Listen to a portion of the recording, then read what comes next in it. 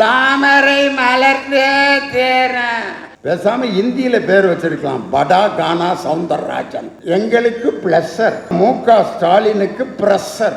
நீங்க அதிமுக கூட சேர்ந்தது உங்களுக்கு பிளஸர். பிரஷர் யாருக்குன்னா பழனிசாமி தான். எடப்பாடி பழனிசாமியும் பாஜகவும் சேர்ந்து அடைய போவது கிரஷர், கிளிய போகும் டவுசர், பாஜகவின் டவுசர் என்று சொல்லி அண்ணாமலை சூப்பரண்டன்ட் ஆஃப் போலீஸ் அன்பார்ந்தவர்கள பத்திரிகைக்காரங்கள கை நீட்டி குற்றம் சொல்வதற்கு எடப்பாடி பழனிசாமிக்கு எந்த யோக்கியதும் இல்லையா.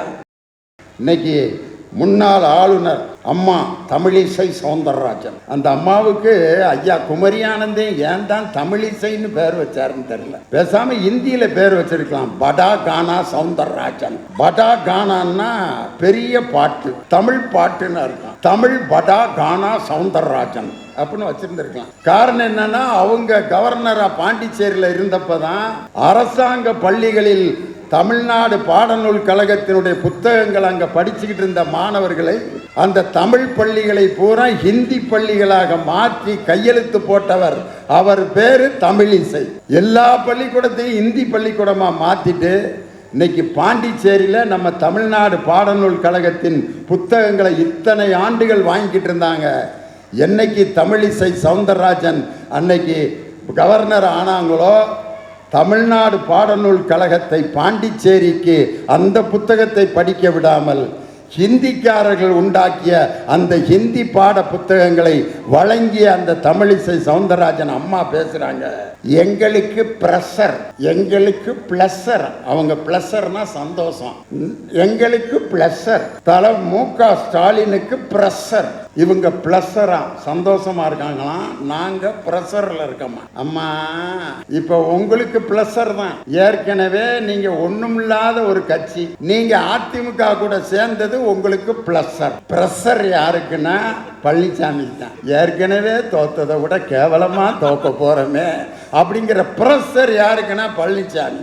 இதை விட இன்னொரு அர்த்தம் சொல்றேன், பெரிய டி ராஜேந்தர் மாதிரி வசனம், எங்களுக்கு பிளஸர் அவர்களுக்கு பிரஷர். இன்னைக்கு நான் சொல்றேன், எடப்பாடி பழனிசாமியும் பாஜகவும் சேர்ந்து அடைய போவது கிரஷர்.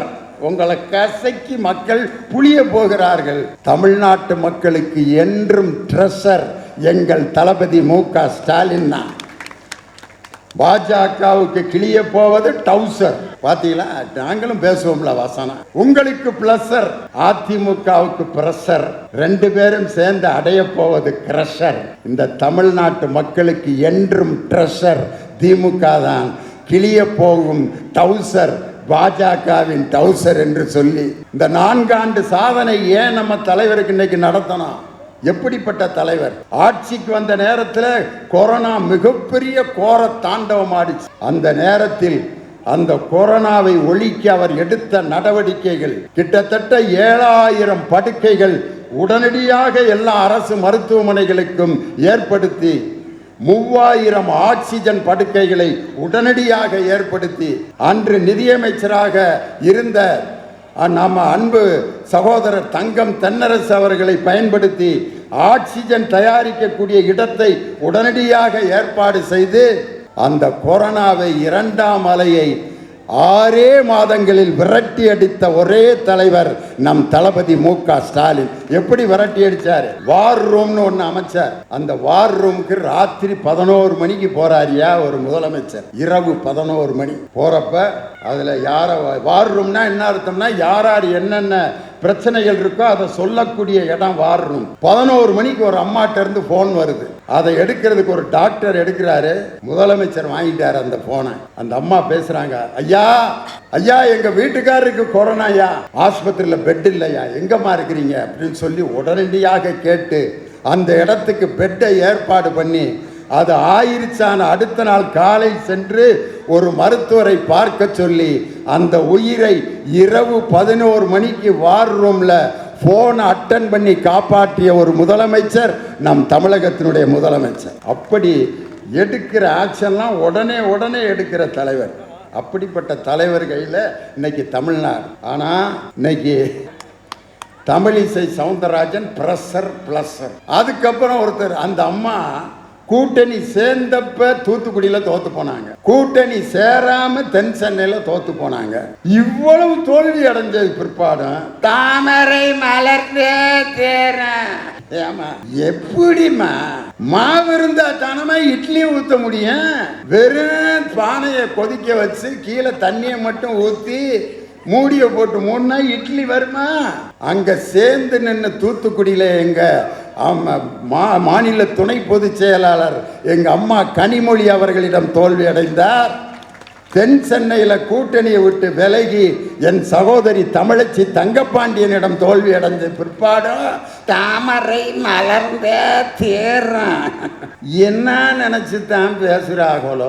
அவங்களுக்கு அடுத்து ஒருத்தர் தலைவராக இருந்தார் முருகன். அவர் பார்த்தீங்கன்னா திருத்தணியில முருகன் இருந்த வேல் கம்பை பிடிங்கிட்டு பாத யாத்திரை. முருகன் பார்க்கிறாரு, என் கையில இருந்த ஒரே ஆயுதம் தாண்டா, அதை பிடிங்கிட்டு கிளம்பி போயிட்டாங்களேன்ட்டு முருகன் கையில் இருக்கிற ஆயுதத்தை பிடுங்கி கொண்டு பாத யாத்திரை போனார் முருகன். ஆனால் அதே முருக பக்தர்களுக்கு அகில உலக மாநாடு நடத்தியவர் எங்கள் தளபதி மு.க. ஸ்டாலின்ங்கிற முதலமைச்சர். இவர் வேல்கம்பு புடிங்கிட்டு பாத யாத்திரை போனாரு. அவர் எங்க தோத்தாரு தெரியுமா?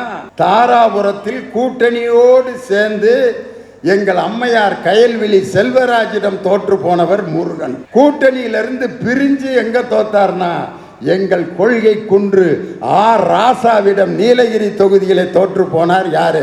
இரண்டாவது மாநில தலைவர் முருகன். மூணாவது மாநில தலைவர் Annamalai, police officer, superintendent of police. அந்த போலீஸ் அதிகாரிக்குனே ஒரு கதை சொல்லுவேன் நான். இதே மாதிரி ஒரு 5 மாடி கட்டடத்தில் ஒரு போலீஸ் அதிகாரி சிக்கிட்டாரு. கீழே தீ விபத்து. மேல இருந்து போலீஸ் அதிகாரி, டேய் கீழே தீ பிடிச்சி எரியுது, என்னை எப்படியாவது காப்பாத்துங்கடா. எஸ்பிடா நானு.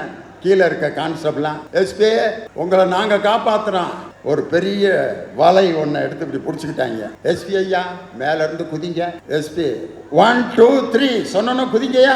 1 2 3 எஸ்பி குதிச்சார். எஸ்பி பக்கத்துல வந்தோன்னே எஸ்பியை பார்த்தோன்னா கான்ஸ்டபிள் என்ன செய்வாங்க,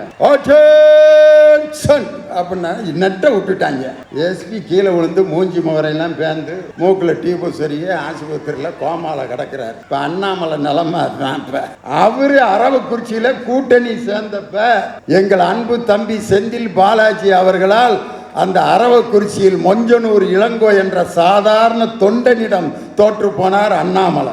அதுக்கு அடுத்து கூட்டணியில் இருந்து விலகினால் நாங்கள் ஜெயிப்போம்னு கோயம்புத்தூர் போய் நின்னார். கணபதி ராஜ்குமார் என்ற திராவிட முன்னேற்ற கழகத்தின் வேட்பாளரிடம் கூட்டணி இல்லாமல் தோல்வி அடைந்தவர் அண்ணாமலை. கூட்டணி சேர்ந்தாலும் தோல்வி, கூட்டணி இல்லாமலும் தோல்வி. 2026 நீங்கள் 1000 பேர் சேர்ந்து வந்தாலும் எங்கள் தளபதியின் சாதனைகளின் முன்னால் உங்களுடைய தோல்வி உறுதியா. எப்படிப்பட்ட திட்டம் யா. இன்னைக்கு 41% இந்தியாவிலேயே அதிக வேலை பார்க்கும் பெண்கள் இருக்கிற மாநிலம் தமிழ்நாடு. 41%. இந்தியாவிலேயே பெண்கள் வேலை பார்க்கக்கூடிய சதவீதம் 18% தான். இந்தியா முழுவதும் வேலை பார்க்கும் பெண்களை கணக்கில் எடுத்தால் 18%. ஆனா தமிழ்நாட்டில் மட்டும் 41% பெண்கள் வெளியில் வேலைக்கு செல்கிறார்கள் என்று சொன்னால் இந்தியாவிலேயே பாதுகாப்பான மாநிலம் பெண்களுக்கு தமிழ்நாடு என்று நான் சொல்லவில்லை, இந்திய குற்ற ஆவண காப்பகம் வெளியிட்ட அறிக்கை சொல்லுது. ஆனா இன்னைக்கு எடப்பாடி பழனிசாமி ஒரு வீடியோ எடுத்துட்டு வந்து, அன்பார்ந்தவர்கள பத்திரிகைக்காரங்கள நான் ஒரு வீடியோ போட்டு காட்டுறேன் எல்லாரும் பாருங்க அப்படின்னு போட்டு காமிக்கிறார். என்னன்னா ஒரு அம்மா சைக்கிளை காணான்னு ஒரு காவல்துறையில போய் போலீஸ் ஸ்டேஷனில் புகார் கொடுக்குது. அந்த காவல்துறையில் இருக்க அந்த இன்ஸ்பெக்டர் அந்த அம்மாவை தவறாக பயன்படுத்தி ஏதோ பிரச்சனை ஆயிடுச்சு. அந்த ஆள் தவறு செய்தவன் என்றால் உடனடியாக நீதிமன்றத்தில் அவனை இது பண்ணி அவனுக்கு தண்டனை கொடுக்க போவது உறுதி. இவர் அதை எடுத்துட்டு வந்து இப்படி அக்கிரமெல்லாம் நடக்கிறத, இப்படி சமூகம் கெட்டு போய்விட்டத, சட்டம் ஒழுங்கு கெட்டு போய்விட்டத. எடப்பாடி பழனிசாமி அவர்களே, சட்டம் ஒழுங்கு கெட்டு போனதை பற்றி நீங்க பேசக்கூடாது. தூத்துக்குடியில் 13 உயிர்கள் கொலை செய்யப்பட்டது யாருங்க காரணம்? போலீஸ் மந்திரி அவர். அப்ப பத்திரிக்கைக்காரங்க கேட்கிறாங்க, நீங்க தானே காவல்துறை மந்திரி, எப்படி 13 பேரை சுட்டாங்கன்னதுக்கு அவர் ஒரு பதில் சொன்னார் பாருங்க. நான் டிவியில பார்த்து தான் இது எனக்கு தெரியும். அட கேடுகட்ட குப்பை, நீங்கள் எங்கள் தளபதியை கை நீட்டி குற்றம் சொல்வதற்கு எடப்பாடி பழனிசாமிக்கு எந்த யோக்கியதும் இல்லையா. ஒரு 6 மாசத்துக்கு முன்னாடி எங்க திண்டுக்கல் சீனிவாசன் திண்டுக்கல்ல பேசுறாரு. அதிமுக கூட்டம், இதே மாதிரி ஒரு கூட்டத்துல அன்பார்ந்த அதிமுக தொண்டர்களே, நாம் அனைவரும் கஷ்டப்பட்டு உழைத்து வேலை பார்த்து 2026 மு.க. ஸ்டாலின் அவர்களை முதல்வராக்க வேண்டும் அப்படின்ட்டாரு. உடனே எல்லாரும் வேட்டியை பிடிச்சிட்டு, அண்ணே அண்ணே என்னடா சொன்னேன், என்ன சொன்னேன், அண்ணே ஸ்டாலினை முதல்வர் ஆக்கணும் அப்படியா சொல்லியிருக்கேன். இல்லை எடப்பாடி, அதான் சொன்னதாயா, என் தலைவன் தாயா 2026 முதலமைச்சர் ஆவாரு, உங்க கட்சியோட பொருளாளரே சொல்லிட்டாரு.